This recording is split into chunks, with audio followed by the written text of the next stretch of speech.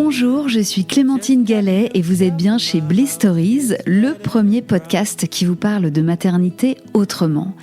Et si les histoires de maternité ont encore de beaux jours devant elles, chez Bliss, on aime aussi faire des pas de côté pour partir explorer d'autres territoires de nos vies de femmes. Alors désormais, ici, sans calendrier précis, nous vous proposerons d'autres témoignages qui seront réunis sous le nom de Women Stories. On avait commencé l'an dernier par la collection Break Up avec des témoignages de séparation et de reconstruction familiale. Et comme vous aviez adoré ces épisodes, vous allez pouvoir en découvrir des nouveaux. Mais on a aussi décidé d'enrichir cette collection avec d'autres récits qui racontent autre chose que la grossesse et l'accouchement, mais toujours des trajectoires de femmes et de mères puissantes et inspirantes. Leurs voix sont celles de vos copines, de vos collègues, de vos sœurs, de vos mères et peut-être même la vôtre. Ces voix, elles ont tout en commun de nous aider à y voir plus clair et à avancer même quand on manque de repères. Une fois de plus, il s'agit de rompre le silence, d'écouter avec le cœur, de s'informer sans juger et de s'inspirer d'histoires intimes et personnelles à la portée universelle. Alors bienvenue dans toutes ces autres facettes de nos vies de femmes, dans lesquelles piocher force, résilience et confiance. Bienvenue chez Bliss, Women Stories. Depuis les débuts de Bliss il y a 7 ans, je crois qu'on peut dire que sur les questions de maternité, beaucoup de choses ont évolué. Au niveau professionnel notamment, de plus en plus d'entreprises sont Bliss compatibles, c'est-à-dire que les femmes peuvent prendre leur congé maternité sereinement, aménager leurs horaires si besoin à l'arrivée de leur bébé et compter sur une hiérarchie compréhensive. Heureusement.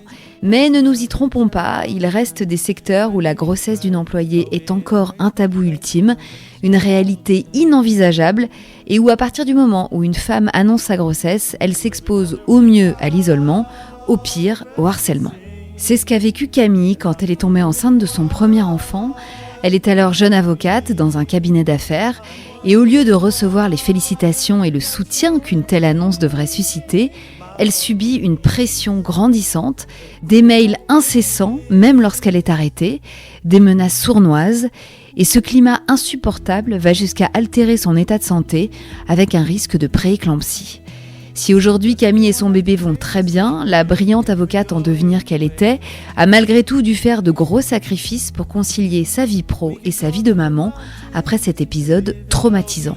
Alors parce qu'aucune femme ne devrait annoncer sa grossesse au travail la boule au ventre, parce qu'aucune mère ne devrait attendre un enfant dans le stress et la peur, parce qu'une femme enceinte ne devrait pas avoir à se soucier d'autre chose que de sa santé et de celle de son bébé à venir, et enfin parce qu'aucune d'entre nous ne devrait avoir à choisir entre sa carrière et sa vie de mère, nous avions à cœur de vous faire entendre la voix de Camille, qui témoigne d'une réalité insupportable que subissent encore trop de femmes, dont beaucoup d'avocates, qui petit à petit osent raconter tout haut ce qu'elles vivent tout bas dans leur cage dorée des beaux quartiers.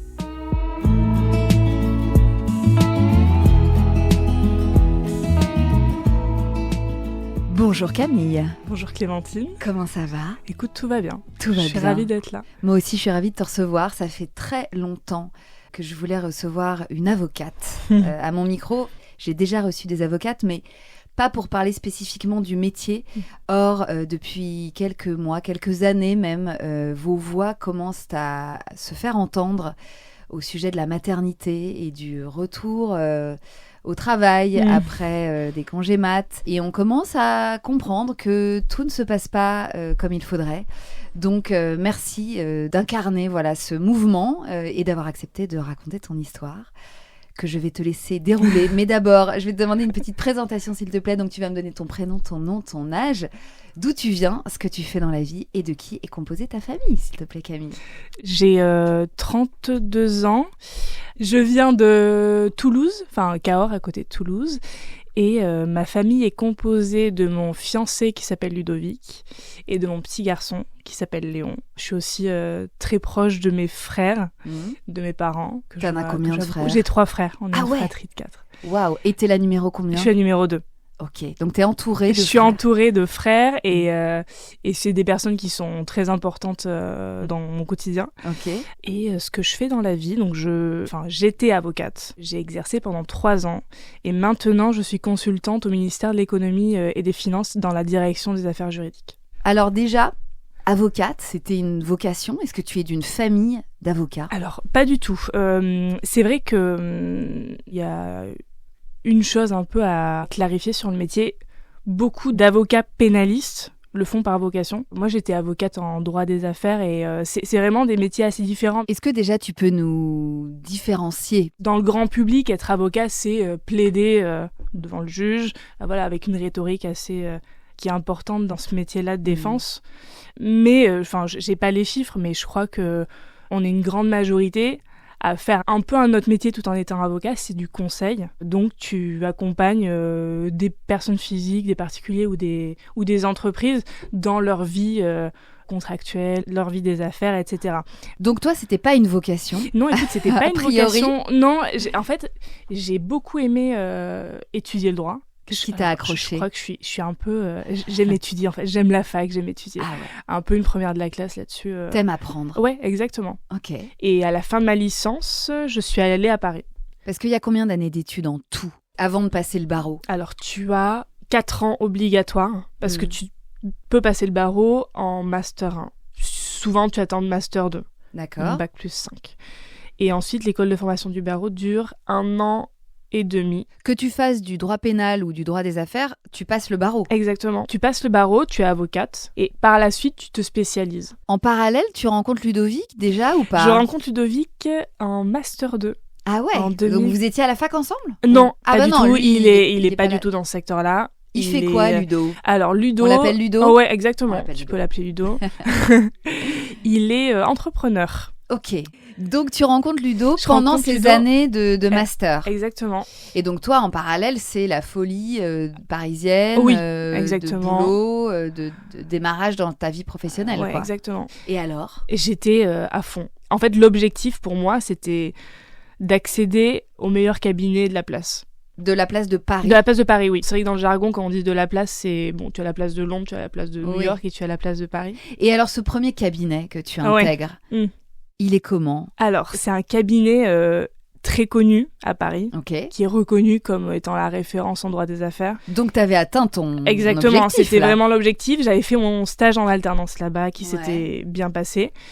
Donc c'était vraiment l'aboutissement pour moi. Ce cabinet, il est, j'imagine, dans les très beaux quartiers de Paris. Oui, dans le 7e arrondissement. Dans le 7e arrondissement, dans un magnifique immeuble. Ouais. C'est comment, du coup, de démarrer une vie pro là-dedans Enfin, c'est quoi ton quotidien, là, dans cette vie-là? Moi, j'ai trouvé, avec du recul, que c'est un peu hors sol. Les locaux sont incroyables, c'est une ancienne manufacture des tabacs, complètement redesignée. Voilà, c'est pour plaire aux clients, on reçoit les clients du monde entier.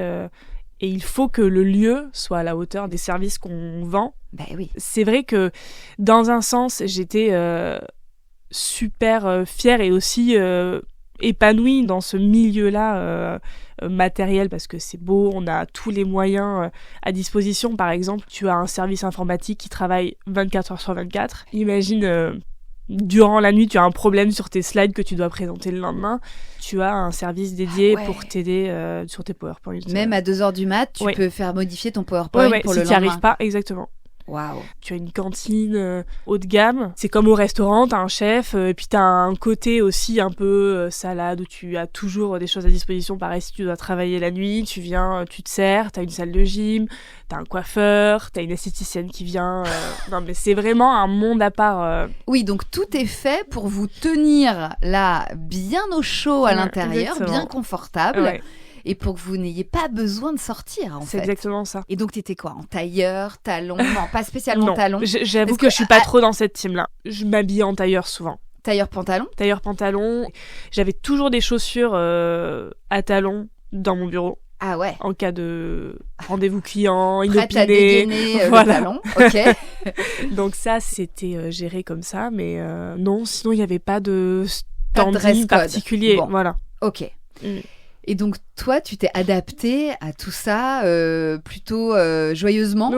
Ça t'allait. L'ambiance était bonne et je pense que ça a été fondamental dans cette première collaboration. On était soudés. Tout se passait bien, voilà, d'un point de vue humain. C'est vrai qu'on peut se dire que dans ces gros cabinets où Tout le monde travaille très durement. Il peut y avoir des tensions, il y en a certaines, mais j'ai trouvé l'ambiance saine. Est-ce qu'il y avait une majorité d'hommes ?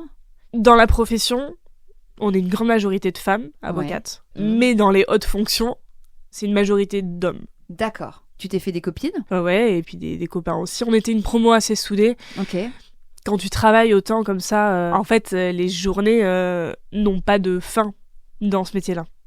Tant que le client demande quelque chose, en fait, tu dois être là. En période ce qu'on appelle de signature ou de closing, de réalisation de toutes les conditions nécessaires au deal. Je sais pas, j'ai travaillé jusqu'à 3h du matin sur 10 jours, week-end compris. On n'a pas de notion de week-end, on n'a pas de notion de jour férié. En fait, tu vis pour tes dossiers. Ok. Et toi, ça t'allait ? À cette époque-là, c'est ce que j'avais envie de faire. En fait, j'avais envie de voir, tu vois, un peu ce que ça faisait. Je l'ai fait un temps, mais très rapidement. En fait, je me suis rendu compte que j'étais malheureuse. Ouais. Le soir, quand il était 19h et que je me prenais un mail d'un client avec le mail de la conseil ou de l'associé qui disait « il me faut ça ce soir », et que je savais que mon mec était à la maison et m'attendait depuis 1 heure, en fait, j'avais envie de pleurer. Ouais, je comprends. Ouais. C'était comment justement ces ambiances de nocturne au cabinet ? Ça doit être particulier. Ouais, c'est particulier. Souvent, c'est sympa. C'est-à-dire qu'on est tous là dans la même galère, donc on va manger ensemble.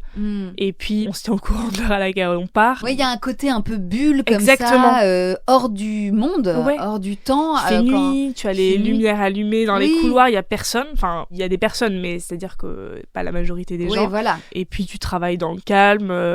Bon. Oui, alors que dehors, potentiellement, tes potes, ta famille, le reste du monde rentre chez soi, va au resto, va boire un coup avec des potes. Vous étiez, comme ça, c'est une vie parallèle. Isolée. Vraiment, c'est fou. Parce que il y a un côté excitant, stimulant. Tu travailles sur des énormes dossiers avec des enjeux financiers colossaux. Tu côtoies quand même des avocats qui sont très bons dans ce qu'ils font. Et à côté de ça, ta vie personnelle est un peu mise sur pause. Bah, totalement. Ouais. Donc, en fait, tu te rends compte que ce rythme-là ne te convient pas, que c'est pas fait pour toi, assez rapidement. Assez rapidement. Surtout que, du coup, t'es déjà avec Ludo. Je suis déjà avec Ludo. Donc, t'as déjà une vie de couple, vous habitez déjà ensemble ? On habite ensemble. Ok. Et Ludo, c'est quelqu'un qui est très focus, sur mon bien-être évidemment, mais surtout sur mon accomplissement aussi professionnel. Donc assez rapidement, il me dit, écoute, si ton objectif, c'est d'évoluer dans ce genre de structure, vas-y à fond, il n'y a pas de sujet. Il me dit en revanche, si c'est pas le cas, là il faut trouver une solution. T'as tenu combien de temps ? Dans ce cabinet, j'ai tenu 1 an. Ah ouais. En fait, il y a un dossier qui dossier de trop. Ah ouais, qui m'a assassinée.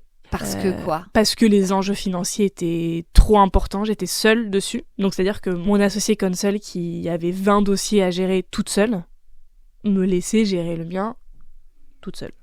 Et en fait, à un moment, j'étais trop stressée. J'arrivais plus à gérer mon stress, c'est-à-dire que je dormais plus, donc je travaillais jusqu'à 2h du matin, et en fait, j'arrivais plus à trouver mon sommeil du tout. Bah, à la fois, quand tu restes jusqu'à 2h du mat au bureau, que tu rentres chez toi...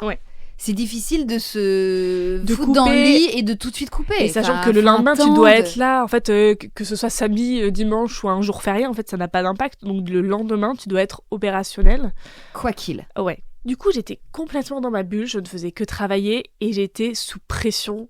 Donc tu dormais plus ? Je dormais plus. Et puis moralement, c'était difficile parce que j'avais une attente de ma carrière et aussi de la profession. Et je me suis dit, mince, c'est peut-être pas ce qu'il me faut. Eh oui, ça remettait en cause toutes ces années d'apprentissage qui te menaient là où tu étais. Et puis en fait, arrivé là, tu te dis, en fait, peut-être que c'est pas ça. Ouais, c'est ça. Et j'ai attendu que ce dossier se termine. C'était l'objectif que je m'étais donné. Et je me suis dit, je termine ce dossier. Une fois que c'est signé, je démissionne. Ah ouais. Donc, tu envoyais autour de toi des collaborateurs qui tiraient la langue aussi, comme toi, sûr. Qui étaient épuisés. Bien sûr, ouais. Enfin, moi, j'ai une amie à moi qui a commencé en même temps que moi dans ce cabinet. Ouais. J'ai le souvenir de l'appeler, de passer des heures au téléphone pour décharger la pression. Mais vous en étiez où mentalement ? C'est-à-dire que C'était quoi comme émotion? C'était de la tristesse, c'était de l'épuisement, c'était de la colère? Vous pleuriez? Vous craquiez? Moi, ça m'est arrivé de craquer plusieurs fois. Ouais. Quand je me sentais seule sur mes dossiers. Et c'était quand même la majorité de mon temps. Donc oui, quand la pression était trop forte et que j'étais seule à gérer, j'ai craqué souvent. Mais en off, hein, jamais devant une associée. Ah ouais, t'as réussi à garder la face. Exactement, ouais. Ok. Donc au bout d'1 an, tu démissionnes. Oui. Ça, c'est quand même une sacrée décision. Oui. Mais alors justement, j'ai amené un peu la décision auprès de mon associé en premier, puisque j'ai un associé référent. D'accord. Avec qui j'échange toutes les semaines sur mes dossiers, sur la charge de travail. C'était quelque chose qui était mis en place par le cabinet. Très bien. On avait même une application charge de travail pour dire à quelle intensité on était. Donc j'avais un point avec lui, je me souviens, et j'ai dû l'amener pendant ce point-là, charge de travail. Et en fait, il m'a dit écoute Camille, là, je sens que c'est trop tôt. C'est pas le bon moment pour toi. Donc, on en reparle dans 6 mois. Ah ouais. C'est trop tôt quoi, de démissionner maintenant? Oui, c'est trop tôt. Ça fait pas 1 an que t'es là, c'est trop tôt. Je comprends ce que tu me dis, on va essayer de faire attention, mais on en reparle dans 6 mois. Tu reviens me voir dans 6 mois, on fait le point. Alors que pour toi... Moi, c'était décidé. Maintenant. Oui. Ouais. Je lui ai dit que j'allais réfléchir. Et dans le suivant, j'ai appelé ma console. Ouais. Je lui en ai fait part. Voilà, qui est au-dessus de moi et en dessous de l'associé. Et au début, elle m'a proposé de changer d'équipe. Ouais. Parce que l'équipe dans laquelle j'étais est réputée pour travailler énormément. Elle m'a proposé ça et je lui ai dit que j'avais besoin de changer de structure. D'accord. Voilà. Mais ils l'ont très bien compris. Bon, ils sont un peu habitués à ce genre de décision, je crois. Donc, malgré ce que t'as dit, ton N+1... oui, j'ai fait un mail. Pas écouté et t'as démissionné. J'ai fait un mail en disant, écoutez, je vous remercie de m'avoir donné un peu de temps pour réfléchir, mais pour moi, c'est décidé. Ok. Donc, au bout d'1 an dans cette boîte, tu démissionnes. Oui. Et donc là, c'est quoi le plan? À ce moment-là, j'ai une amie à moi qui me parle d'un cabinet qui est très bienveillant, qui a de beaux dossiers. Et voilà, elle me propose de me mettre en relation avec une des avocates du cabinet. Ok. Je suis mise en relation, j'ai un appel avec cette avocate, tout se passe très bien, le feeling passe bien, et elle me dit on recrute une équipe là dans notre cabinet, en corporate, ce que je faisais. On va peut-être avoir besoin d'une collaboratrice, donc je te tiens au courant. Donc cette proposition, elle arrive combien de temps après ta démission? Elle arrive 3 mois après ma démission, sachant que j'ai eu un préavis. Ah oui. De 3 mois, durant lequel j'ai énormément travaillé, je me souviens. Ah oui, ils t'ont pas laissé tranquille, non, évidemment. Pas la... Bah ouais, jusqu'au bout, il fallait t'essorer. Ouais, c'est ça. Avec Ludo, vous en étiez où à ce moment-là? Est-ce que vous commenciez à parler d'enfants, tout ça? Oui, ça faisait un moment. Ludo m'en a parlé très tôt. Je crois que j'étais encore à l'EFB, à l'école de formation du barreau, quand il m'en a parlé. Donc, et toi, t'en étais où? Alors moi, j'en étais pas là. Toi, c'était carrière avant tout. Dans mon début de collab, j'étais pas du tout là-dedans. Donc tu lui as dit, écoute, je prends le point. Voilà, on en reparle. Je garde le point quelque part, on en reparle. Mais on rouvrira le dossier plus tard. C'est ça, ouais, exactement. Et à ce moment-là, mon frère a sa première fille. Ok, ton grand frère? Exactement, mon grand frère. Et ça m'a donné envie d'avoir mon premier enfant. Donc ça correspondait vraiment à cette période-là où on s'est dit, ok, je pars du cabinet. L'idée, c'est de trouver une structure bienveillante, avec un rythme un peu plus maîtrisé que celui que je quittais, ce qui me semblait pas très compliqué vu que je quittais une structure où ça pouvait pas être pire. Exactement, en fait, je prenais pas trop de risques. Oui, ça pouvait être que mieux. Exactement. Vu d'où tu partais. Ouais. C'est l'avantage. Ouais, c'est ça. Et donc, voilà, on s'est dit ça, et pas trop de pression, on s'est dit, voilà, tu commences la collaboration, et puis on voit. Mais l'idée, c'était quand même de lancer le projet bébé d'ici la fin de l'année. Et toi, imaginez d'intégrer ce nouveau cabinet et en parallèle te dire avec Ludo, bon bah on va lancer ce projet bébé dans l'année, ça ne te paraissait pas incompatible? Ça m'a posé un peu problème. Je me suis vachement interrogée et je lui en ai parlé. je me demandais si c'était le bon moment, j'avais envie d'être à fond, de commencer une collaboration sur de bonnes bases. J'ai intégré une nouvelle équipe, une nouvelle structure, j'allais avoir de nouveaux collègues, et justement, il m'a un peu dit la même chose que dans ma première collaboration. Il m'a dit, moi j'attendrai, il n'y a aucun problème. Ouais. Je veux juste que toi tu me dises, des 2 projets, quel est celui qui t'importe le plus. Oui. Et j'avais la crainte de tarder à tomber enceinte. Je sais que ma mère a eu, pour son premier enfant, elle a attendu, je crois, plusieurs années, il me semble. Okay. Et j'avais ce truc en tête, et je me suis dit, bon, on tente de manière progressive. Oui, sans se mettre la pression. Voilà. Donc, quand tu intègres le nouveau cabinet, est-ce que tu as déjà arrêté ta contraception, par exemple ? Oui. J'ai déjà arrêté ma contraception. Ok. Est-ce que au moment de l'entretien d'embauche, est-ce que c'est un sujet qui est évoqué ? Oui. Et plus tôt, ça a été évoqué dans d'autres process de recrutement. Raconte, comment c'est évoqué ? C'est évoqué de manière négative, très clairement. D'accord. Je me souviens, justement, dans ma transition de ma première collaboration vers cette deuxième, je rencontre un associé d'une petite structure qui me dit de but en blanc... Alors, c'est même pas une question, il l'a juste casé ça en entretien en disant que la maternité, c'était le fléau de la profession. C'était un peu en mode provoque. Ouais. Ça, j'admets, mais moi, j'avais 25 ans. J'étais en process de recrutement, donc du coup, un peu en position d'infériorité. Et dans ma tête, je me suis dit, c'est mort, jamais je rejoins quelqu'un qui peut dire comme ça en recrutement des phrases comme ça, mais j'ai rien dit quand il m'a dit ça. J'étais sonnée par ses propos, et puis il m'a dit ça comme ça, il est passé à autre chose en 2 secondes. Il l'a casé, quoi. Voilà, il voulait le caser, je pense. Et dans la deuxième collaboration, le sujet a été aussi évoqué. Je me souviens d'un premier entretien avec l'associé gérant qui me demande quand est-ce que j'ai prévu d'avoir un enfant. Okay. Il me demandait un timing. Et je me souviens avoir dit à court ou moyen terme, c'était lunaire. Je savais pas comment répondre, et en plus c'était le moment où je me posais la question, où je rejoignais ce cabinet, c'était un peu quand même le sujet avec Ludo, et je me souviens de cette question. Après, il l'avait tourné un peu à oui, mais je comprends pas pourquoi vous vous mettez la pression avec ça, les hommes doivent contribuer autant à l'éducation de l'enfant. Du coup, il a essayé de rebondir comme ça, mais l'intention première dans cette question, c'était de savoir si j'avais un désir d'enfant et si j'allais tomber enceinte rapidement. Et donc toi, tu lui réponds à court ou moyen terme, ce qui est vraiment une façon de botter en touche magnifique. Et alors, tu as eu l'impression que cette réponse de ta part lui convenait, ou est-ce qu'il a tiqué ? Il a tiqué, et c'est là où il m'a dit... il voulait pas que j'ai l'impression que ce soit une mauvaise intention de sa part, mais plutôt bienveillant.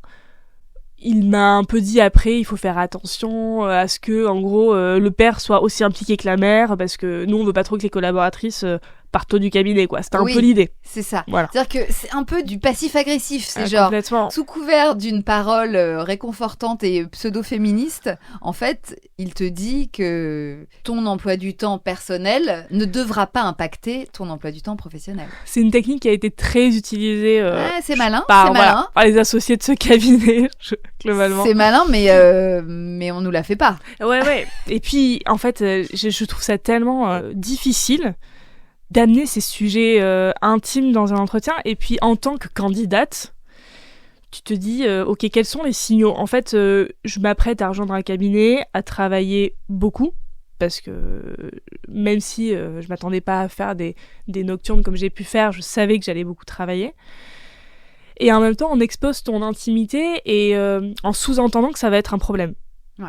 Et j'imagine que quand l'autre t'a posé la question, tu devais te dire merde, c'est quoi la bonne réponse ? C'est ça, et du coup, c'était lunaire. Je me suis dit, bon, qu'est-ce que je réponds ? Je peux pas dire... écoutez, j'ai déjà arrêté la pilule. Qu'est-ce que vous voulez savoir ? Alors, j'en suis à mon jour 10 de mon cycle. Ouais. Donc là, avec mon mec, on va vraiment commencer à s'y mettre. Non, mais tu sais... C'est lunaire. En fait, c'est ça qu'il faudrait faire. Ouais, c'est dingue. Vous voulez des détails ? Je vais vous en donner. Non, mais... C'est incroyable. C'est vrai que c'est fou, hein. Lunaire. Ouais. Non, mais bon.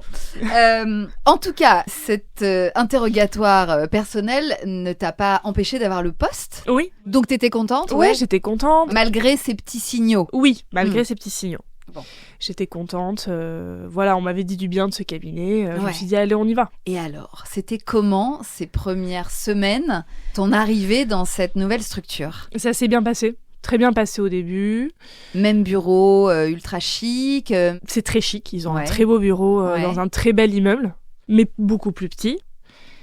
Je rejoins une équipe qui est composée de l'associé et d'une avocate senior. On est 3 dans l'équipe. Ah oui. Donc en fait, la charge de travail était, j'irai pas jusqu'à dire aussi importante, mais pas loin. Parce qu'en fait, on doit tout faire seul. Oui, là, t'as pas de service informatique ouvert 24 heures sur 24. Exactement, on n'a pas de département annexe. C'est ça, pas la cantine de ouf, t'as pas la salle de sport et l'esthéticienne. Exactement. Tu peux nous donner des chiffres pour qu'on se représente un peu la taille de ces différentes structures de cabinet? Dans l'équipe que je rejoins, on est 3 dans l'équipe droit des affaires, mais après, tu as 5-6 autres équipes composées de, je dirais, 3 à 5 avocats. Ok. En tout, on devait être 50 avocats. D'accord. Avec 15 associés. Dans l'autre structure que je venais de quitter, on était environ 200 en tout, avec une équipe en droit des affaires composée de 40 personnes à peu près. Oui, donc rien à voir en termes de volume humain. Et alors, ça se passe comment, ton arrivée là-bas? Je suis bien accueillie, je suis très bien intégrée.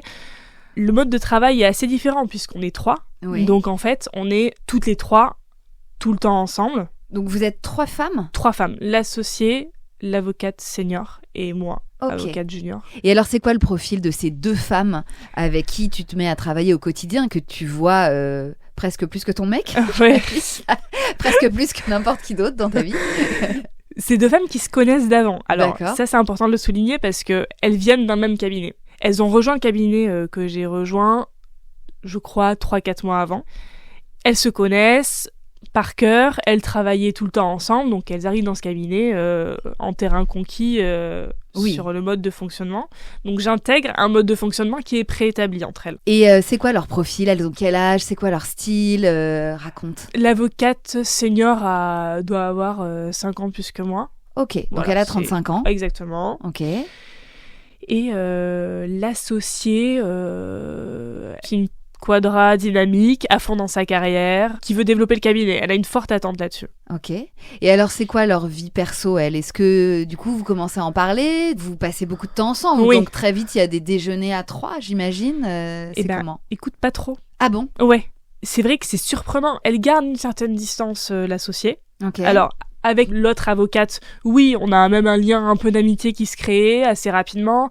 Ouais. Donc, ça fonctionne bien, mais l'associée, elle a une manière de gérer les relations avec nous qui est très étudiée. Enfin, elle nous implique énormément sur les dossiers, elle attend énormément de nous, mais en même temps, j'ai jamais déjeuné avec elle. Ah ouais. Je trouve que c'est surprenant.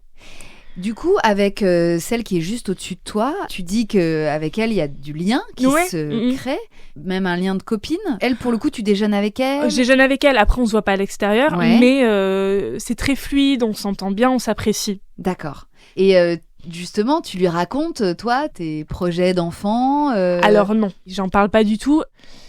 J'aurais pu l'aborder si le sujet était venu, mais je venais d'arriver. On parlait des dossiers, mais aussi nos activités, nos potes, les sorties, etc. Mais on n'a pas abordé ce sujet. Et elle n'a pas d'enfant? Elle n'a pas d'enfant. Et l'associée, elle a des enfants ou pas? 2 enfants, oui. Elle en a 2? Oui. Et alors, c'est quoi les horaires là-bas, justement? Vos amplitudes horaires? Alors, elles sont variées. Je dirais que, de manière assez classique, on fait du 9h30, 20h30. Je crois que c'est difficile de faire différemment dans ce métier. Ok. Par contre, on a aussi des grosses amplitudes horaires sur les périodes de transaction. Ouais. Donc avec des nocturnes qui se ça se répète là-dessus. Oui. Ouais, mais c'est lié à l'activité. C'est comme ça. Boulot le week-end aussi. Boulot le week-end. En fait, la pression est différente parce que on est toujours toutes les 3 sur les dossiers. C'est vraiment très différent mon ancien cabinet où j'étais seule. Là, on est toujours toutes les 3. Mon associé m'appelle beaucoup. C'est elle qui a la pression, en fait, et qui te la répercute. C'est elle qui me met la pression, ouais. Et donc, comment ça s'organise, là, entre vous trois ? Est-ce que, justement, ce cabinet bienveillant que t'avait vendu ta copine s'avère être vraiment un cabinet bienveillant ? Est-ce qu'en tout cas, tu ressens cette bienveillance au début ? Oui, je la ressens. Après, je ressens que dans notre équipe, il y a quelque chose d'autre qui se joue. Elles viennent d'arriver, je pense qu'elles ont un objectif de performance, donc on a aussi une sous-ambiance toutes les trois, mais que j'apprécie. Je suis impliquée sur les dossiers, j'apprends plein de choses, donc au début ça me convient. Ok. Et donc toi en parallèle, dans ta vie perso pour le coup, le projet bébé est lancé, et donc tu peux tomber enceinte d'une minute à l'autre. Le projet bébé est lancé et ça arrive assez rapidement. C'est-à-dire ? Je suis arrivée au mois d'août. Oui. Et je suis tombée enceinte à la fin du mois de novembre. Et alors là, j'avoue que ça a été un peu difficile pour moi. En fait, j'étais partagée. J'étais tellement heureuse que ça fonctionne. Ludo était tellement heureux. C'était un projet pour lui qu'il attendait depuis longtemps. On était super heureux, mais à côté de ça, dans ma tête, je suis pas totalement OK. Tu vois, alors effectivement, c'est jamais le bon moment, mais là, j'avais ce truc-là où je me suis dit... Ok, c'est parti, j'aurais peut-être aimé que ça arrive un peu plus tard. Qu'est-ce que tu t'es dit à ce moment-là, sachant l'entretien d'embauche que tu avais eu ? Est-ce que tu t'es dit j'attends avant de l'annoncer, ou au contraire, tu as eu envie d'en parler rapidement ? Quelle a été ta stratégie ? Je me dis que j'attends 3 mois. C'est ce que ma gynécologue m'a conseillé de faire, mes copines aussi. Donc j'attends. C'était la période des fêtes de fin d'année, je me souviens. Oui. Du coup, tu l'annonces à ta famille ? Je l'annonce à ma famille, après les codes de datation. Ouais. Et c'est là où vraiment j'ai ressenti la joie d'être enceinte. Là, ça s'est concrétisé pour moi. Ok. Physiologiquement, comment tu le vivais, ce début de grossesse ? Je le vivais bien. Bien. Pas trop de nausées ? Alors, pas trop de nausées. Donc, le début de grossesse n'a pas impacté tes capacités au travail ? Non, j'étais bien. C'était invisible. Ouais. Tu croisais des femmes enceintes dans le cabinet ? Il y en avait ou pas ? Non. Pas du tout. Ah non. Ah non. Ah non, ce n'est pas le genre de la maison, non, mais madame. C'est marrant que... Enfin, il y a très peu de femmes enceintes dans les cabinets. Ah ouais, c'est une espèce qui n'existe pas. Pas très côtoyée dans les cabinets. D'accord. Pas de femmes enceintes. Dans mon ancien cabinet non plus, pas de femmes enceintes. D'accord. Voilà. Donc échographie T1, comme on l'appelle, T1, du premier trimestre, prévu, début janvier. Voilà, début janvier. Donc pour te contextualiser un peu d'un point de vue personnel, oui. Une fois qu'on sait qu'on va avoir un enfant, on se lance dans des travaux dans l'appartement. Ça demande de l'organisation et ça demande à ce qu'on bouge et qu'on aille dans un hôtel. Je me souviens, on avait pris un hôtel juste à côté de l'appartement. Ok. Donc, j'ai cette échographie qui arrive, on est dans cet hôtel et une semaine avant, je prenais ma douche et d'un coup, j'ai eu une forte contraction. Et je me souviens appeler Ludo et je lui dis il y a un problème. Il y a quelque chose qui va pas. Le lendemain, je vais au travail et je commence à saigner. Ok. Donc là, j'appelle ma gynéco, je lui en parle, elle me dit venez tout de suite. Et en fait, c'est fou parce qu'à ce moment-là, je me dis ok, je pense que je fais une fausse couche. Ouais. D'un côté, je me suis dit ok, comme ça, je vais pouvoir travailler. Enfin, c'était dingue, j'étais tellement à fond. Et d'un autre côté, j'ai commencé à ce moment-là à avoir une peine vraiment difficile à contenir, et j'envoie un message à mon associé, je pouvais pas passer la voir, je pense que c'était difficile à annoncer comme ça. Je lui envoie un SMS et je lui dis j'ai un petit souci, voilà, je dois partir. Je pars chez ma gynécologue. Je travaillais dans la salle d'attente avec mon ordinateur, la fille pas du tout à jour de ce qui est en train de se passer. Et donc j'arrive dans la salle, je vois ma gynéco et elle me confirme que la grossesse s'est arrêtée. Ok. On était à 11 semaines d'aménorrhée. Ouais, donc une grossesse qui s'arrête à 11 semaines, ouais. T'as déjà eu le temps de te faire à l'idée. J'avais contacté les maternités. Bah, bien sûr. Et là, je me retrouve avec cette annonce de fausse couche. Je suis très mitigée, je pleure et en même temps, je dis à ma gynécologue, est-ce que ça peut attendre ce soir parce que je dois retourner au cabinet ? Ah ouais. Et elle me dit non mais vous avez pas compris, là vous allez directement aux urgences de Cochin. Ok. Parce que à ce moment-là, elle mesure le diamètre de la poche et elle me dit c'est trop grand pour expulser l'embryon par voie médicamenteuse. Et oui. Je vous déconseille de le faire, ça va être difficile. Donc je vous conseille de faire par voie d'aspiration. Oui, un curetage, Ouais. quoi. Mais j'étais perdue en fait, parce que je connaissais un petit peu ces termes-là, mais tout se chamboulait tellement vite que je me souviens, je sors, j'appelle mon frère et il me dit écoute, vois ce que te dit l'interne, mais si tu peux, je te conseille de passer par la voie médicamenteuse qui est moins invasive. Si jamais ça fonctionne pas, t'y retournes et tu feras une intervention. Ok. Mais c'est vrai que là, t'as toutes ces infos-là. On te demande de faire un choix sur ces techniques-là. Tu Ouais. sais pas du tout à quoi t'attendre. Ouais. Donc je vais à Cochin. Et en arrivant, j'appelle mon associé. Et là, je lui dis très clairement ce qui est en train de se passer. Je lui dis, je fais une fausse couche. Je sens qu'elle s'isole et elle me demande si j'étais au courant. Et je lui dis, oui, c'est une grossesse dont j'avais connaissance. Et ça s'est arrêté là. Et Ludo te Ludo rejoint. me rejoint. Ouais. Et là, c'était très difficile. T'es entourée de femmes enceintes qui Eh oui. sont sur le point d'accoucher. Moi, je me souviens, j'étais les yeux écarlates, en train de pleurer, avec mon ventre pas formé. C'était un peu particulier. Oui, parce Mais, que tu as été aux urgences maternité. Donc voilà, aux urgences maternité. Bah ouais. Ouais. Et alors là, l'interne vous dit quoi? L'interne m'ausculte et il me dit effectivement que l'embryon est assez gros et qu'il doit voir avec ses supérieurs pour voir ce qu'il peut me proposer. Ok. Donc j'ai le souvenir qu'il s'échappe. Il revient et il me dit écoutez, vous avez le choix, c'est comme vous voulez. Et je me souviens que j'avais pas de réseau et je me suis dit ok, je suis toute seule, on me dit que j'ai le choix, mais en fait j'en sais rien quoi. À ce moment-là, je me souviens de ce que m'a dit mon frère et je me dis ok, on tente la voie médicamenteuse. Et j'ai le souvenir d'aller à la pharmacie, de prendre ses cachets, et là j'étais en panique, je savais pas trop quoi faire, et je me suis dit bon bah je les ai, je vais tenter le truc, mais j'avais beaucoup d'appréhension. Ouais. Donc tu prends un premier cachet le jour même? C'est ça, le jour même, le Ok. soir là, et tout de suite j'ai des contractions. Ok. Et je crois que les saignements arrivent rapidement aussi, hein, il me semble. De souvenir, c'était assez rapide, j'ai vraiment réagi au premier cachet. Ok. Et le deuxième est prévu 24 heures après. C'est ça. Ok. Et toi, tu te mets à saigner dès le premier Ouais, soir. dès le premier soir. Et les contractions sont douloureuses? À ce moment-là, oui, mais c'est gérable. Bon, j'ai le souvenir d'avoir passé ma nuit aux toilettes, mais la douleur était assez gérable, je trouvais. Et alors, le deuxième jour est un jour travaillé. Travail, exactement. Tu vas au boulot? Alors non, non. je suis en télétravail et j'ai un appel de mon associée.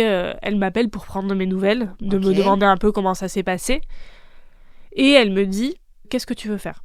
Et elle enchaîne en me disant « Moi, je serai à ta place, je travaillerai un peu pour penser à autre chose. » Donc, j'ai travaillé toute la journée, mais aussi le soir et aussi le week-end, parce qu'on était dans une période de signature. Et que l'avocate avec qui je faisais équipe au-dessus de moi était en congé, je me souviens. Donc elle n'était pas disponible. Donc, tu étais toute seule en direct avec Ouais. l'associé. Ouais. Ok. Et donc, pendant ce temps-là, pendant que tu travailles, tu perds du sang et tu expulses cet embryon. Ouais. Ça a pris combien de temps? Ça a été très long. J'ai mis 1 semaine à expulser l'embryon. Aïe, aïe, aïe. Et j'ai eu une échographie au bout de 10 jours, je me souviens, pour voir. Et en fait, j'avais des résidus et ça a duré 3 mois en tout. Le temps d'expulser tous les résidus. Je devais attendre chaque cycle.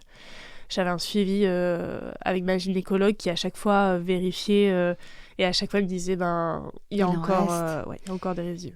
Mais pour autant, tu n'es jamais passé par l'aspiration? Non, je suis jamais passée par l'aspiration. Je devais attendre que ça s'évacue naturellement, mais ça a D'accord. pris 3 mois, quoi. Quel souvenir tu gardes de cette période? On a vécu un moment difficile de notre vie de couple, mais ça nous a beaucoup soudés. Et en fait, c'est à ce moment-là aussi que j'ai eu un désir incontrôlable d'avoir un enfant. Ouais. C'est devenu Évidemment. une obsession après. Et puis aussi, il y a eu la conciliation de cet événement-là avec mon travail. Je me souviens justement que mon associé était au courant, mais c'était la seule à être au courant de ce qui se passait. L'avocate avec qui je fais équipe revient de congé. Ouais. Et elle sait pas. Moi, je lui dis que je suis malade. Et t'as pas eu envie de lui Si, raconter ce mais qui se je lui ai passait? pas dit. Et ça a été dur parce que elle comprenait pas, elle me mettait la pression. J'ai le souvenir de travailler le soir et de me dire est-ce que je lui dis, est-ce que je lui dis pas. Et il y avait autre chose qui se jouait aussi, c'était tout le monde allait savoir que j'ai un projet bébé. Et ça, j'étais pas prête à partager ça avec tout le monde. Ouais. Enfin, c'était un peu difficile. Ok. Et là, donc t'as repris un rythme Soutenu. soutenu, Voilà. oui. J'allais dire normal. Non, pas normal, mais bon, enfin normal pour Oui, le cabinet. normal pour...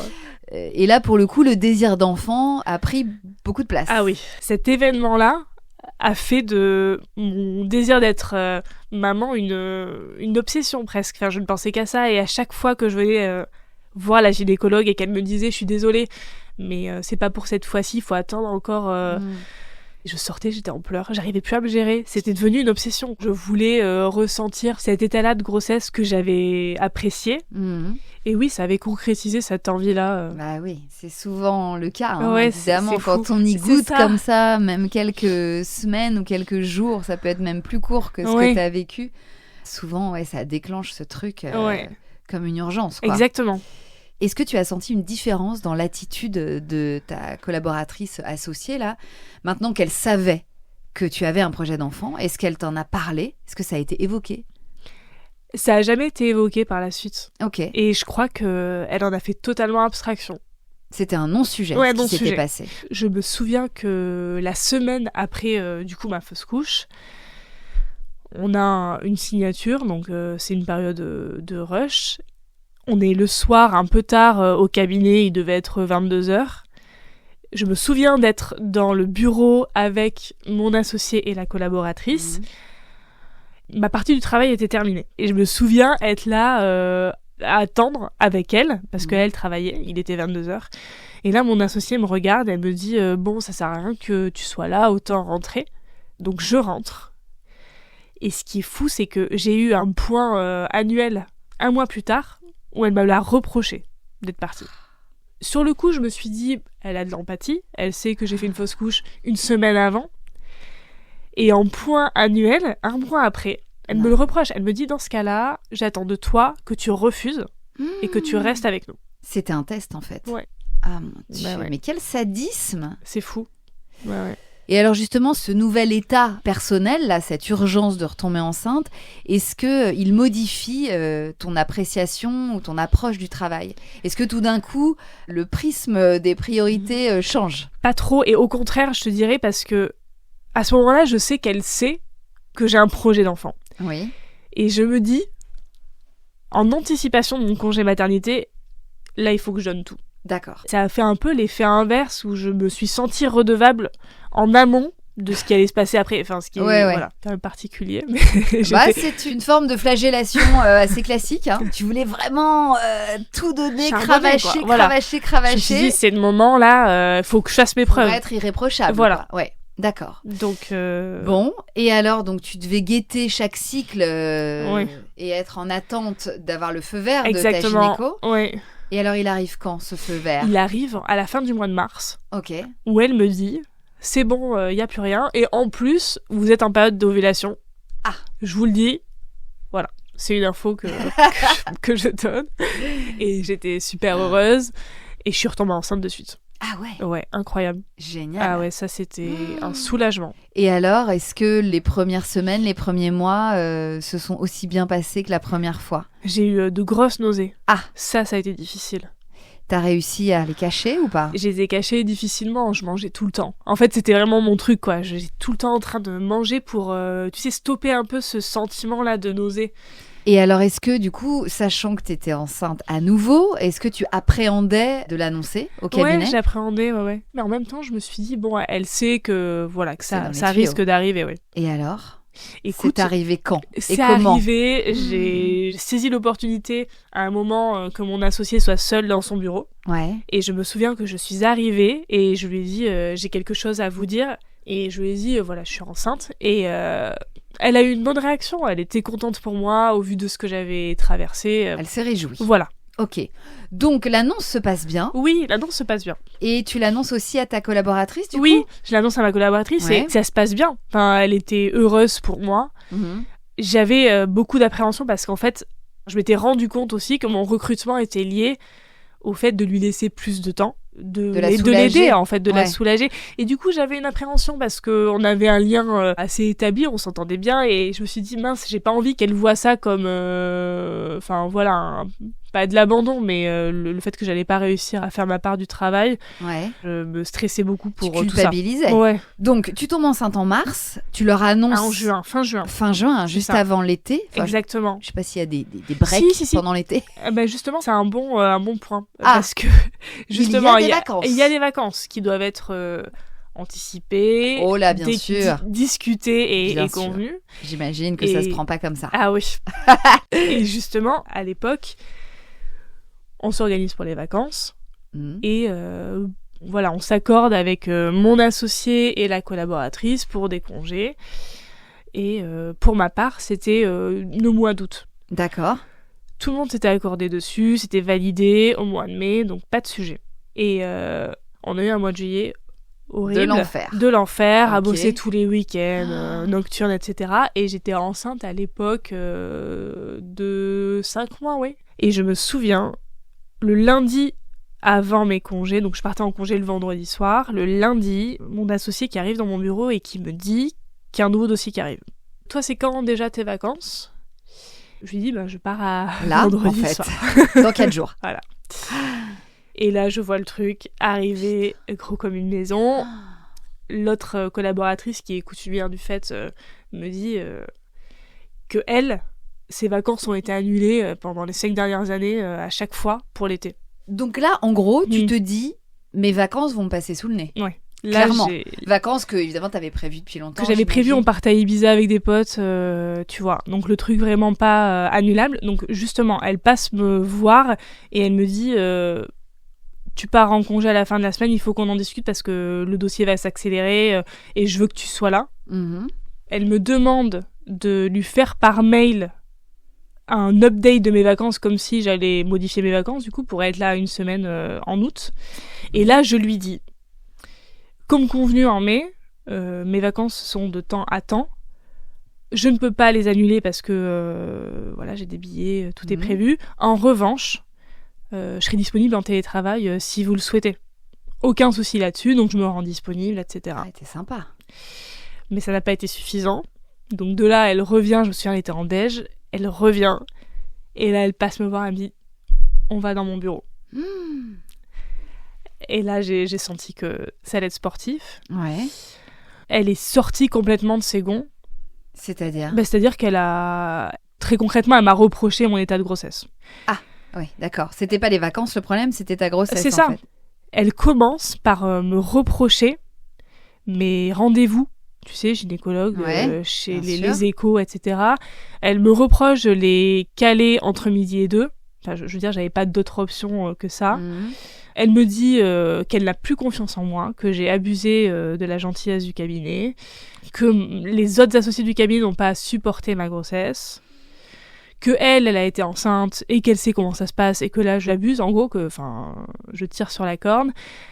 Donc là, elle te fait l'énumération la liste de des choses qui tout vont ce pas. qui la contrarie Ouais. depuis que t'es enceinte. Que je suis pas corporate, et aussi, je me souviens qu'elle me dit à la fin, dorénavant, t'auras plus le choix sur tes congés. Je me suis retenue, j'ai encaissé, et là je me suis dit, elle vient de tout foutre en l'air, quoi. Et puis aborder la relation de confiance, enfin moi ça a été quelque chose de très violent parce que je donne tout pour cette femme dans le sens où c'est pour ses clients qu'on travaille, c'est ses dossiers qu'on sort, et pour autant elle vient me reprocher mon état de grossesse alors que au mois de juillet on lui a sorti ses dossiers. J'ai le souvenir d'être chez les clients. Le travail est fait. Ouais. Mais exactement, mais même pire, j'étais chez les clients, on était en closing pendant 3 jours, donc c'est-à-dire que tu arrives à 8h, tu ne sais pas quand est-ce que tu pars. J'étais enceinte, on n'avait rien à manger, parce que les clients étaient à fond, ils négociaient certains points, on était toutes les équipes des 2 cabinets, donc cédants et acquéreurs, en train de résoudre les derniers points, etc. Personne ne mangeait, moi j'étais là, enfermée dans cette salle, enceinte. À un moment, je me sentais pas bien. Je rentrais à 2h, Ludo m'appelait, il me disait « Écoute, là, ça va pas, là, t'es en train de dérailler, quoi. Enfin, il faut mettre les limites. » Et j'étais incapable de le faire, parce que je me disais « Moi, je veux rester dans ce cabinet, donc après... Quand je vais revenir, il faut que je montre que j'ai fait tout ce que je pouvais faire. Et elle vient me reprocher ça. Elle vient m'annuler mes vacances, alors que c'est censé être mes congés. Là, par contre, je ne cède pas et je lui dis que j'annulerai pas mes vacances. Et je crois que c'est ça qui lui a pas plu. Ah oui. Mais j'ai vu un autre visage de cette personne, c'est ça qui est dingue. Mais concrètement, elle a haussé le ton ou elle te Oui, parlait calmement? Elle avait un ton très inquisiteur et puis même, elle se positionnait un peu en domination, quoi. Elle comprenait pas que je pas l'affronte, mais que je contredise, elle, ce qu'elle avait planifié. Et tu ne lui réponds pas? Non, sauf sur le point des congés. Voilà, je n'annulerai pas mes vacances. Voilà.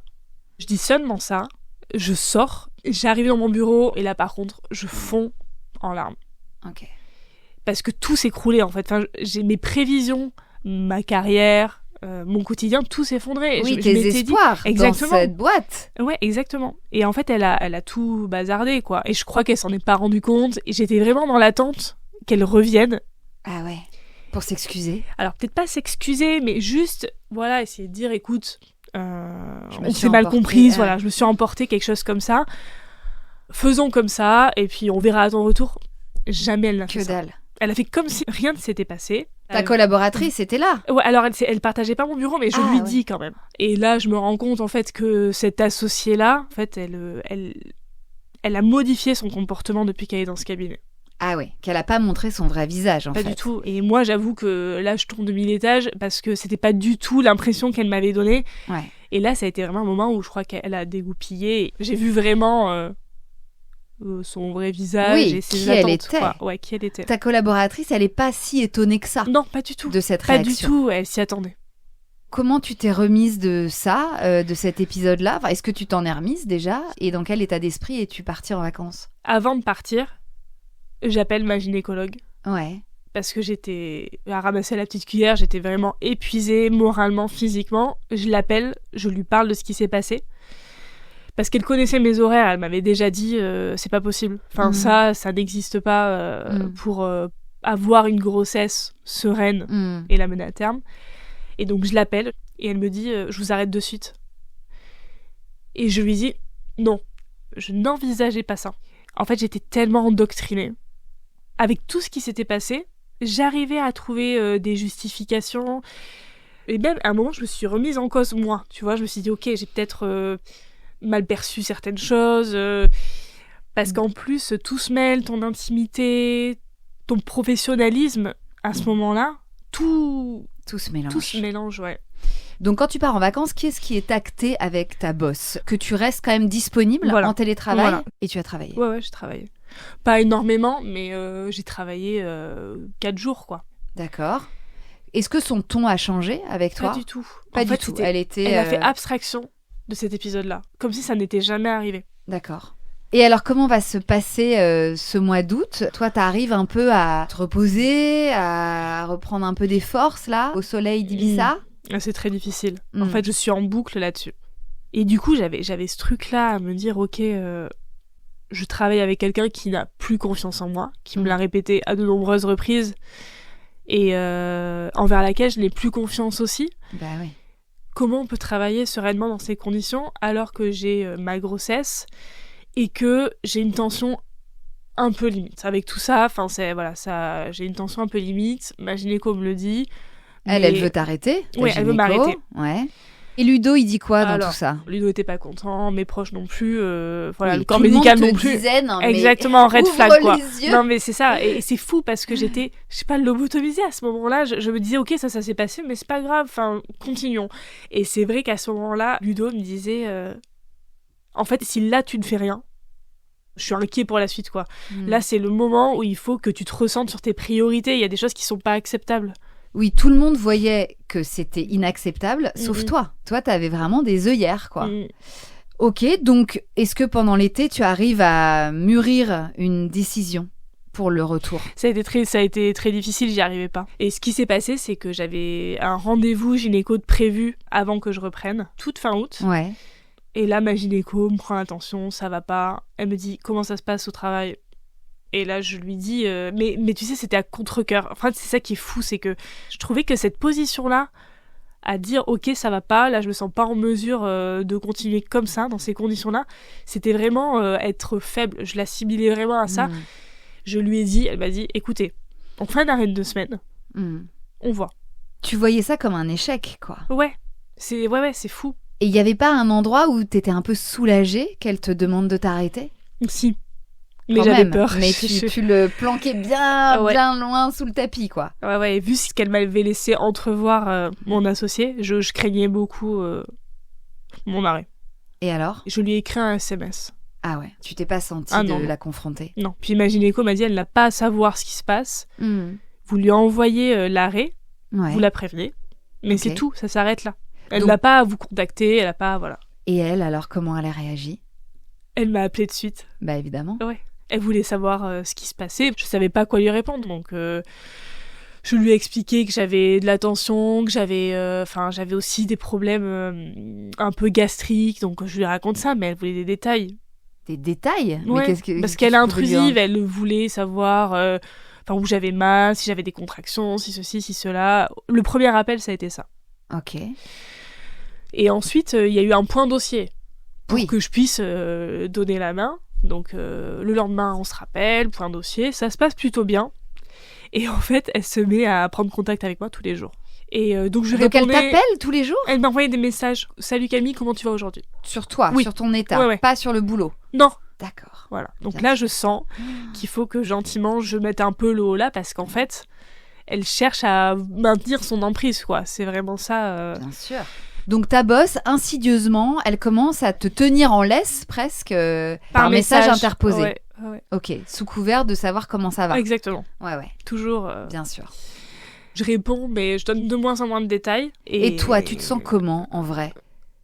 Physiquement, émotionnellement Émotionnellement, ça va pas. Ouais. Je ne vois pas comment je peux revenir. Et surtout, je ne voyais pas comment, avec ce qu'elle m'avait dit, je pouvais un peu lever le pied dans le sens pas travailler à minuit, voilà. Et faire un peu de télétravail parce que je commençais aussi à avoir du ventre, je prenais le métro, j'en avais pour 40 minutes. Et tout ça, je savais que c'était pas envisageable vu ce qu'elle m'avait dit. Ouais. Donc c'était difficile, j'arrivais pas trop, mais pour autant, je me connectais 2 fois par semaine. Ok. Un peu en début de semaine, à la fin, je répondais à certains trucs, voilà, s'il y avait besoin, etc. Et donc au bout de 2 semaines, t'es retournée au boulot ou pas ? Non, je suis pas retournée au boulot. Ta gynéco a prolongé pour un mois, je crois. Parce que ta tension ne baissait pas ? Ma tension ne baissait pas et mon état n'allait pas, quoi. Elle m'a dit, il faut que vous vous reposiez. D'accord. Donc là, tu lui renvoies un 2e arrêt de travail. Qu'elle prend comment ? C'est là que je crois qu'elle comprend. Enfin, elle prend un peu la mesure de la situation. Ouais. Et donc, il va se passer un premier événement intrusif de sa part, où elle a un comportement qui n'est pas adapté vis-à-vis de moi.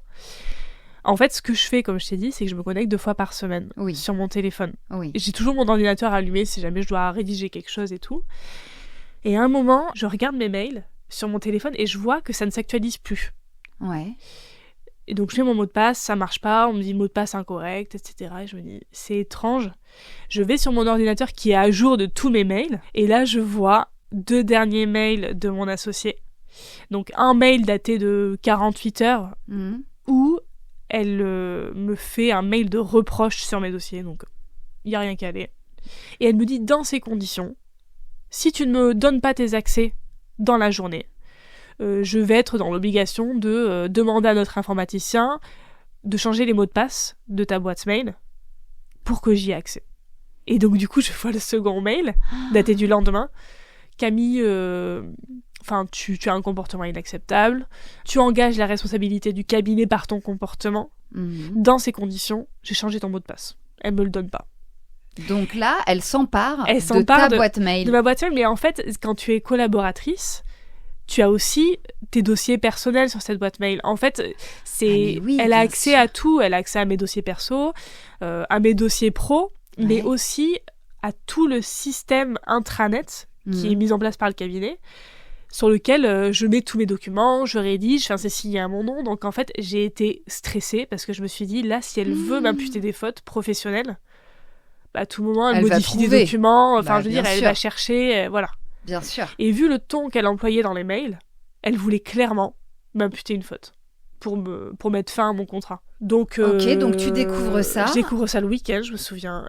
Au début, j'en parle à ma meilleure amie qui est avocate en contentieux. Je lui en parle et là, elle me dit « Ok, là, il faut que tu fasses un mail béton. » Mais dans lequel tu réponds au fond, donc c'est-à-dire toutes les fautes qu'elle t'impute, tu vas devoir y répondre pour que tu sois irréprochable, mais aussi tu lui dis clairement que tu es en arrêt maladie et que tu n'as pas en fait à traiter des dossiers ou à même te connecter à ta boîte mail. En réalité, tu n'y es pas obligé. D'accord. Et donc, tu te mets à rédiger un Voilà, mail je me mets béton. à rédiger des mails. Donc, à me remettre sur mes dossiers d'il y a 6 mois pour dire si, j'ai bien tout fait. Enfin, c'était ridicule parce que je voyais son cheminement. Je voyais qu'elle voulait déjà m'emmerder.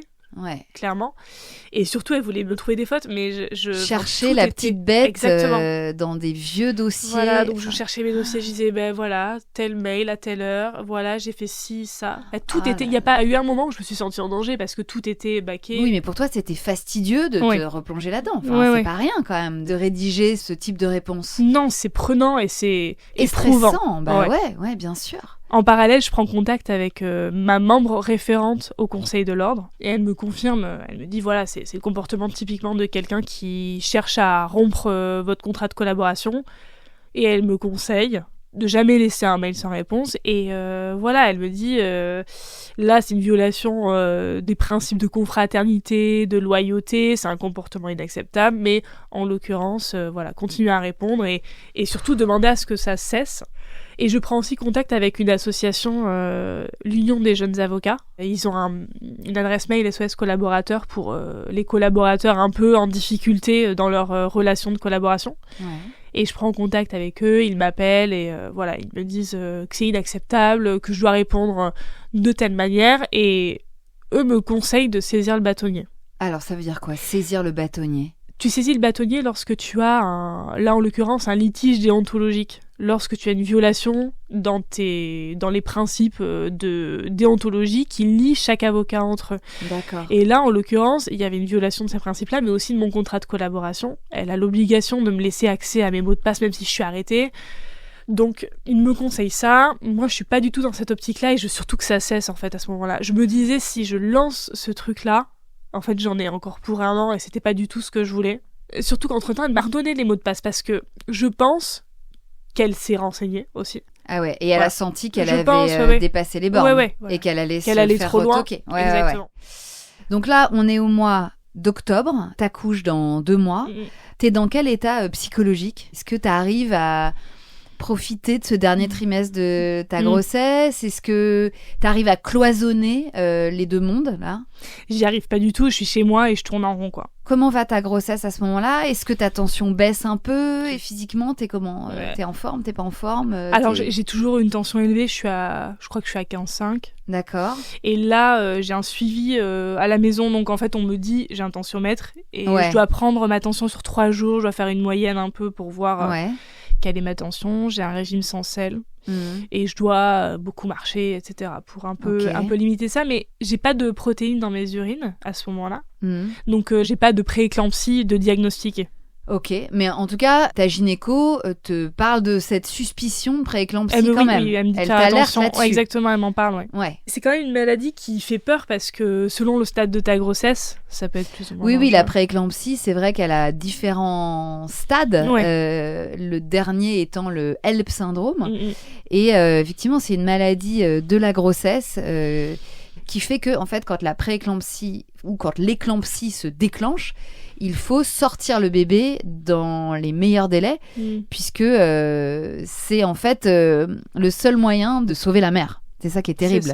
C'est que quand il y a éclampsie, alors que la grossesse n'est pas du tout à terme, bah, ça donne lieu à des accouchements parfois bien trop prématurés. Donc toi, t'es en zone de prématurité, peut-être pas de grande prématurité. À ce moment-là, non, je suis à 7 mois, je crois. Mais bon, on me dit de faire attention, de gérer ma tension au mieux. Et ça va, quand je fais quand même ma prise de tension, je suis un peu haut, mais ça va. Et tu arrives avec Ludo à vous projeter dans cette parentalité, à préparer la chambre. Est-ce que vous savez que vous attendez un petit garçon ? Oui, vous avez demandé le sexe. On a demandé le sexe. Ouais. Et entre nous, tout se passe bien, on se projette bien. Et c'est vrai qu'à ce moment-là, j'ai la chance d'avoir une amie à moi qui est avocate aussi. Ah. Même terme. Un peu, alors même cas de figure, pas trop, c'est un peu moins violent ce qui se passe elle dans son cabinet, mais elle a été arrêtée aussi. Mais en fait, ça rejoint ce que tu disais tout à l'heure, ou ce que tu soulignais, il n'y a pas de femmes enceintes dans les cabinets. J'ai l'impression que c'est vraiment un sujet qu'on met sous le tapis. Les femmes enceintes disparaissent des couloirs Ouais, des bureaux d'avocats. c'est ça. Et du coup, est-ce que tu saisis le bâtonnier ou pas? Non, je Non. saisis pas le bâtonnier à ce stade. J'avais espoir que ça se termine. Oui, voilà, t'avais à peu encore de près bien. l'espoir. Exactement. Je Mais saisis. plus les semaines passent, plus tu vois bien que elle continue de t'envoyer des mails Oui. et que toi, t'arrives pas à t'en sortir, quoi. C'est ça? J'arrive pas à m'en sortir jusqu'à le conseil que je reçois d'un avocat associé dans un cabinet en contentieux, qui est aussi membre de la commission collaborateur au sein du Conseil de l'Ordre, Ok. et qui me dit qu'il faut que je fasse un mail où je demande très clairement d'arrêter le harcèlement. Et que je mette l'associé gérant en copie. Je lui réponds à son dernier mail à elle. Ouais, bah, de je toute lui façon, demande. il y en a tous les jours. Enfin, Ouais, il y en a régulièrement. beaucoup. Et je lui réponds et je lui dis, je vous rappelle que je suis arrêtée. À ce titre, j'ai pas d'obligation de répondre aux mails.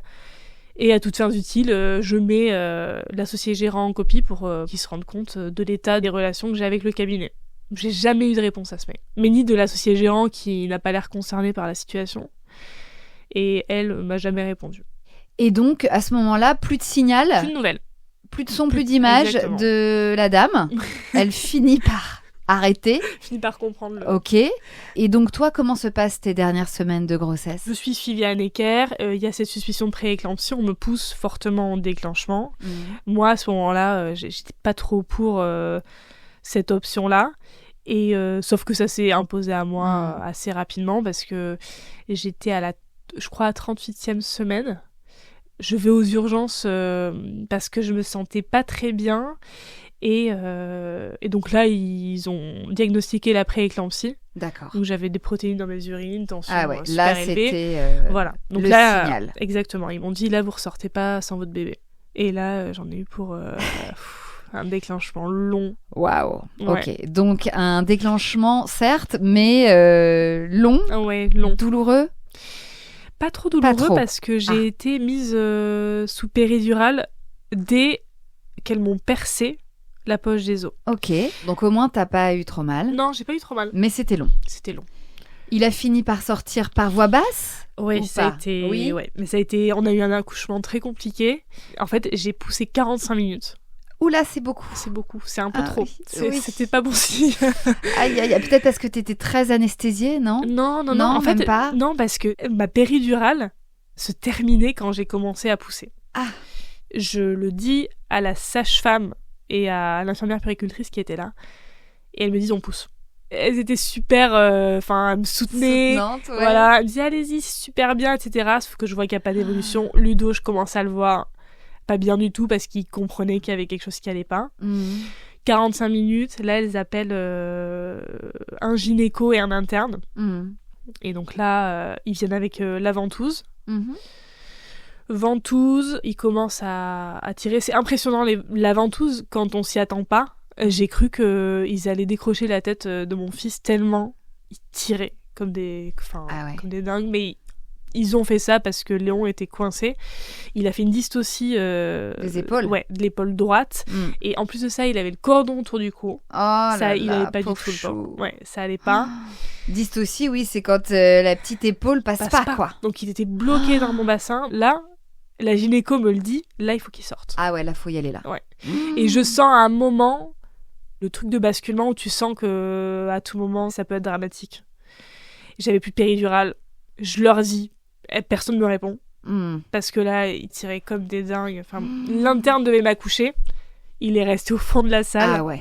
C'est la gynéco qui a pris le relais. Ouais. Et elles ont fait une manœuvre de Mac Roberts, je crois, pour... Oui. Il y a différentes manœuvres Oui. pour la dystocie. Enfin, bon, elles m'ont tordu, etc. Et Bah Léon oui, parce est... que ça veut dire qu'il faut aller chercher la petite épaule pour la faire passer, quoi. Ouais. Mais quand t'as pas d'anesthésie, ça doit faire très très mal. En fait, j'ai cru à ce moment-là que j'allais mourir.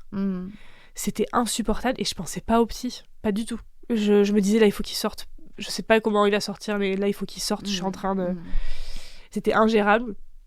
Oui, t'étais au bout de ce que ton corps pouvait supporter, quoi. Ouais, c'était Et pourtant, t'as vu comme il supporte notre corps. Hein. C'est dingue. Même quand on croit qu'on va mourir et que c'est pas possible, en fait, si. C'est fou. Parce que tu l'as sorti, ce bébé. Ouais. Le pauvre, il était pas bien. Et je me souviens de l'infirmière puéricultrice qui a dit il faut qu'elle le touche parce que là, vu ce qu'elle a subi, il faut vraiment qu'elle l'ait. Elles me l'ont mis sur le ventre. Et sauf qu'il est parti... alors, il n'est pas parti en réa, mais ils ont aspiré. Il avait pris du liquide amniotique qui était teinté, donc ils l'ont aspiré. Il a eu un Apgar vraiment pas terrible. Ouais. Mais bon, ça allait. Et, ça allait. Mais c'est vrai que ça a été un accouchement très traumatique. J'étais en état de choc. J'ai fait 3 malaises vagos entre la table sur laquelle j'ai accouché et ma chambre. Ah oui, d'accord. À chaque fois que je me verticalisais, dès que je me mettais en position verticale, malaise vagal. D'accord. Oui, là, fallait rester à l'horizontale. Là, c'était... Camille. C'était too much. C'était trop tôt. Bon, et t'as fini par récupérer ton fils ? Oui, j'ai récupéré mon fils. Mais tu vois, j'ai pas eu de peau à peau. J'ai rien eu. Tout ça, tu vois. Tout ça, c'est passé à la trappe. Ouais, là, c'était... Mais bon, ça s'est bien terminé et j'en suis reconnaissante. C'était vraiment un accouchement difficile. Sportif. Ouais. Oui. Ouais. Bon, écoute, en tout cas, tout est bien qui finit bien. Et alors, après ça, comment s'est passé l'après ? Alors, j'ai quand même une petite rechute émotionnelle de tout ce qui s'était passé. J'imagine. Mais l'équipe a été géniale à Necker. J'avais des sages-femmes qui venaient me voir pour parler un peu de l'accouchement. Ça m'a beaucoup aidée. Mais tu vois, il y a eu toute une période où je me disais... c'est fou qu'il soit là. Ça a été très compliqué. J'en ai pris conscience un peu après avec ce que la gynéco m'a dit. J'ai ressassé tout ça. Donc, ça a été un peu difficile moralement. Mais ça a duré... une petite semaine. Ok. Tu avais décidé de l'allaiter ? Ouais. D'accord. Sacré chantier, ça aussi. Ouais. J'ai fait des mastites à répétition. Horrible. Faire de la fièvre. Heureusement, j'avais une sage-femme incroyable qui m'a aidée pendant cet allaitement difficile. Et alors là, vous êtes rentrés tous les 3 dans votre appart fraîchement rénové. C'est ça. Et alors, c'était quoi l'idée ? Parce que tu avais laissé le dossier boulot en suspens. Enfin, tu n'avais plus de nouvelles du coup depuis ce dernier mail. À quel moment tu as recommencé à y penser ? Ou peut-être que c'était toujours là en sous-couche. C'était toujours présent. Toujours présent. J'y pensais un peu tout le temps. Après, il y a eu une première étape, c'est l'annonce de la naissance de mon fils. Alors, comment tu t'y es pris ? J'ai fait un mail. Avec une petite photo ? Non, pas de photo. J'ai fait un mail très classique auquel mon associé a répondu, mais pas la collaboratrice. D'accord. Et donc, mon congé maternité se terminait à la fin du mois de mars. Et là, j'étais toujours suivie par ma gynéco. Je suis en congé maternité chez moi, donc dans le sud-ouest. Ah oui, parce que t'es oui, je suis repartie pour le congé, vu que j'ai ma famille qui est dans le sud-ouest, on était là-bas. D'accord. Et là, j'ai un congé pathologique qui m'est prescrit par un médecin généraliste. D'accord. Pour prolonger, donc. Pour prolonger, pour accouchement traumatique. Ouais. Parce que j'avais aussi un suivi pour ma prééclampsie après l'accouchement. Et oui, bien sûr, ça se surveille, vachement. Hein. La sage-femme qui venait pour surveiller tout ça. Les suites de couches classiques, etc. Donc j'ai un congé pathologique qui m'est prescrit. Pour rallonger de combien, à peu près ? C'est 2 semaines, je crois. 2 semaines, il me semble. Ouais, je crois que c'est 2 semaines. Donc tu lui envoies par mail ce congé patho. Voilà, le congé pathologique, en informant que je serai de retour à telle date. Et ça a déclenché une seconde étape dans cet harcèlement. Là, c'était plus elle, parce que je pense qu'elle avait compris qu'elle était en situation un peu difficile vis-à-vis de moi, qu'elle avait fait des choses qui étaient reprochables. Donc maintenant, c'était la responsable administrative du cabinet qui m'écrivait et qui a commencé très clairement à remettre en cause la véracité de mon arrêt maladie. D'accord. Ça a pris la forme d'un mail au début qui m'était adressé, ce à quoi j'ai répondu que j'étais pas en mesure en fait de justifier de mon arrêt maladie médicalement. Enfin, voilà, il y a un arrêt. Si elle veut le contester, c'est pas auprès de moi. Et le cabinet médical qui m'a prescrit l'arrêt maladie a été mis en demeure par le cabinet. Non, mais... Sous menace... mais ils n'ont peur de rien. C'est inarrêtable. Sous menace ? Sous menace de saisir le conseil de l'ordre des médecins. D'accord, parce qu'ils pensaient que c'était du mytho. Oui, voilà, que c'était un arrêt de complaisance. Un arrêt de complaisance, bien sûr. D'accord. Voilà. Alors qu'on se parlait de 2 semaines supplémentaires. Hein. C'est pas comme si tu avais posé 6 mois de, je sais pas, congé parental ou tu vois. Ouais. D'accord. Et donc là, tu te dis que tu vas y retourner ? Non. Toujours ? Non. Non, à ce moment-là... Là, l'idée, c'est quand même de trouver un moyen de démissionner, ou de trouver une porte de sortie, rupture à l'amiable, je sais pas. Exactement, quelque chose qui allait leur convenir, parce que c'était en fait, je pense que c'était l'objectif de tout ça. Je pense qu'ils voulaient que je revienne pas. Oui, te pousser vers la sortie, Oui, clairement. c'est ça. D'accord. Et donc, comment ça s'est soldé ? À la suite de ça, je suis remontée à Paris Ouais. et j'ai continué le suivi avec ma gynécologue qui me suivait depuis le début et qui a prolongé l'arrêt maladie. De combien de temps ? Je crois d'1 mois. D'accord. Mais toi, c'était quoi ton plan ? T'en avais un ? À ce moment-là, non, j'avais pas de plan. Je réfléchissais au meilleur moyen déjà de sortir de ça. En théorie, j'avais un préavis à solder, mais je réfléchissais à l'après aussi. Et à ce moment-là, j'ai repris contact avec un ancien collègue qui travaillait à la direction des affaires juridiques du ministère de l'économie. Ouais. C'est un bureau dans lequel j'avais fait un stage. Et ils m'ont dit qu'ils recrutaient. D'accord. Donc j'ai envisagé cette option-là assez sereinement parce que je les connaissais. Je connais le lieu, la structure, et je me suis dit que c'était peut-être un bon moyen pour partir sur un nouveau projet.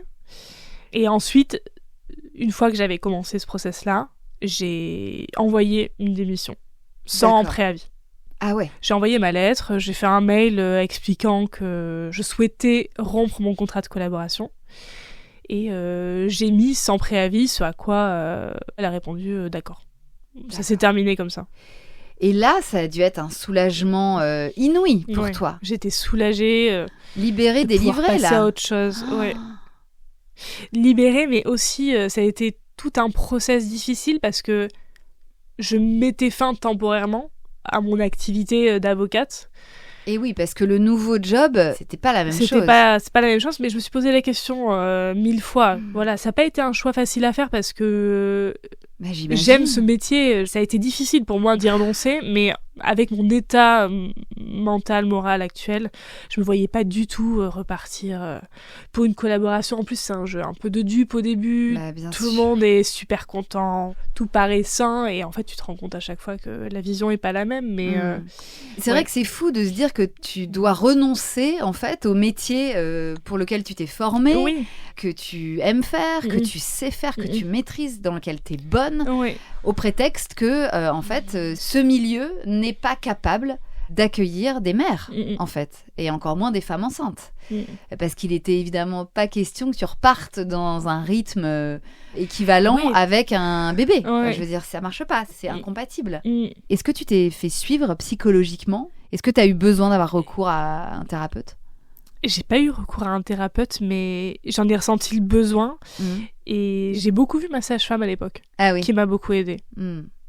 Tu pouvais décharger. Exactement, auprès elle d'elle. était très disponible. Elle était aussi révoltée par tout ça. Mais pareil, c'était pas la première fois qu'elle entendait des choses comme ça pour des avocates. Ce qui est quand même fou. Toujours ce profil-là. Elle a été d'un grand soutien et je me suis posé la question à un moment. Ça a été très difficile quand tu es en plein postpartum, que tu dois gérer cet harcèlement-là contre toi, contre le cabinet médical qui te fait une prescription. Enfin, ça part dans tous les sens, quoi.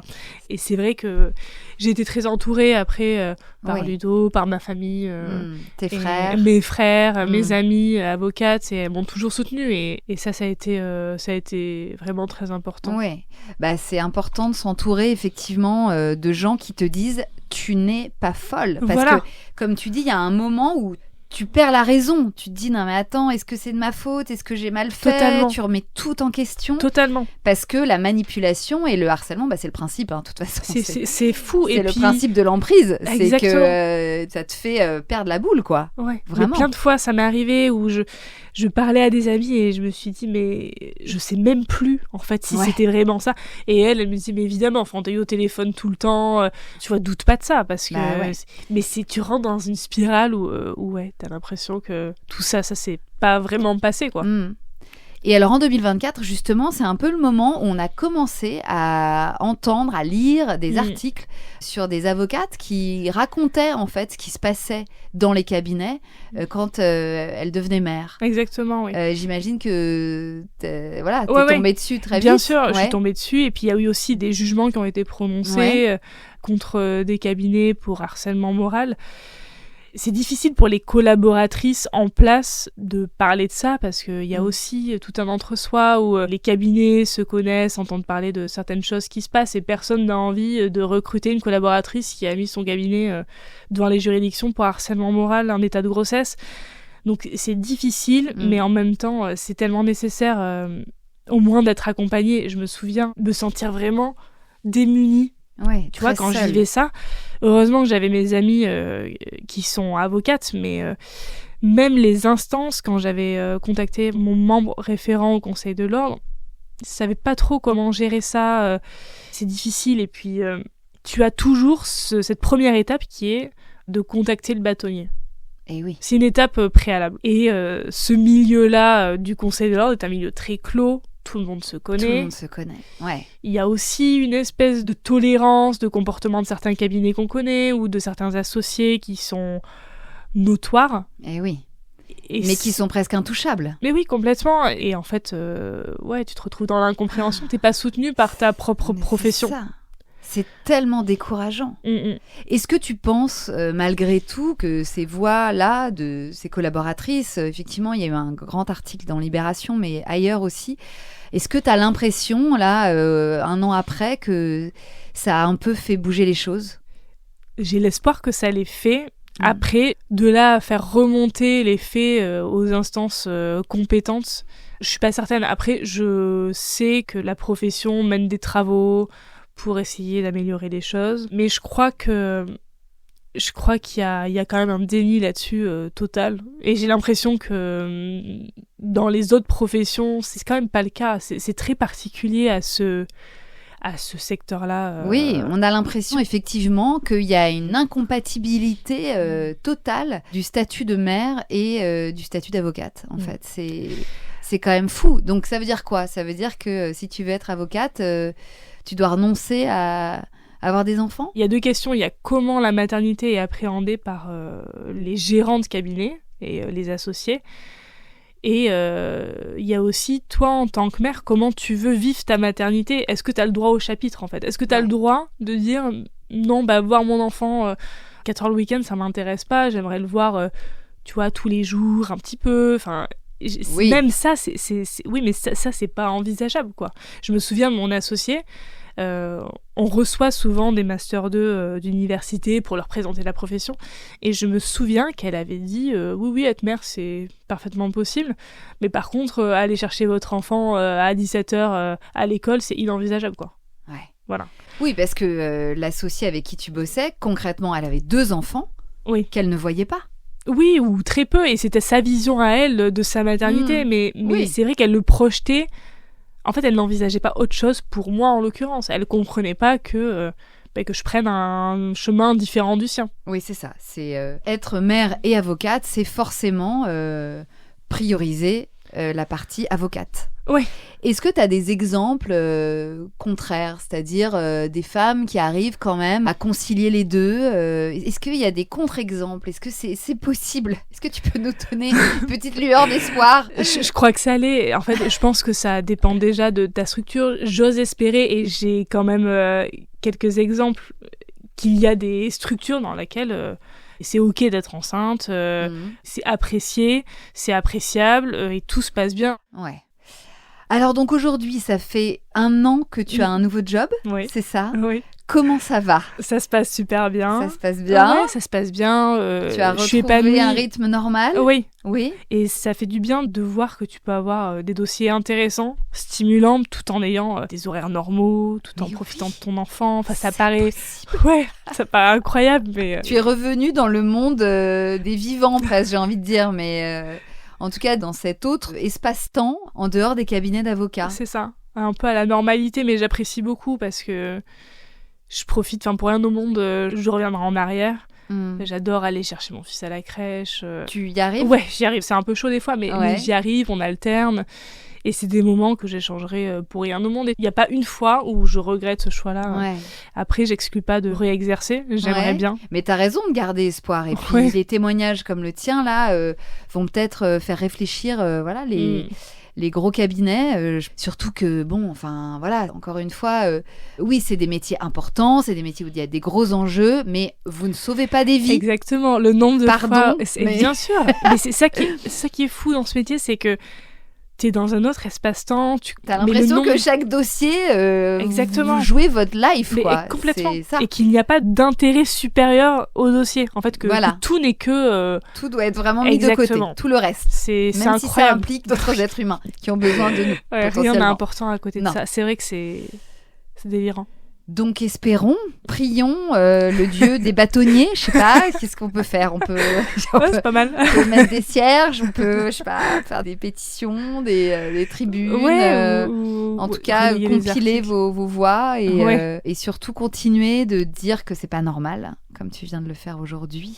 Et j'espère que dans un futur proche, plutôt proche que lointain, les choses changeront, même infimement. Ce serait vraiment génial si vous nous écoutez là, qui que vous soyez, si vous pouviez mettre en place des mesures un petit peu plus adaptées pour les femmes enceintes, les futures mères et les mères dans les cabinets d'avocats.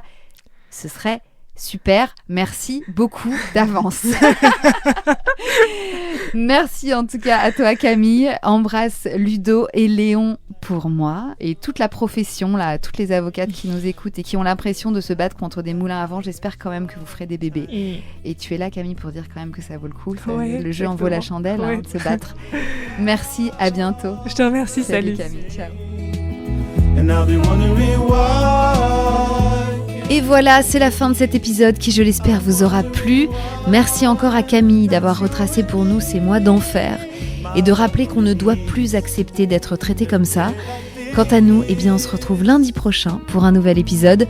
En attendant, vous pouvez nous mettre des étoiles sur Apple Podcast, Deezer ou Spotify, 5 de préférence, et puis nous rejoindre sur Instagram pour suivre toutes nos actus qui sont nombreuses.